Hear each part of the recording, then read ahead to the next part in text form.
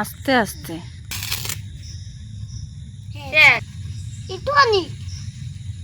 হচ্ছে, মজা হচ্ছে তোর অনেক।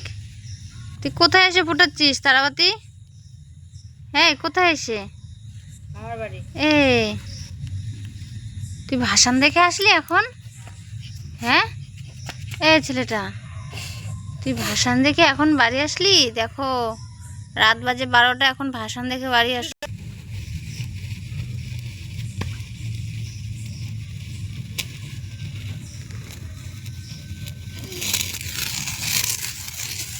আসতে আমার গায়ে আসবে।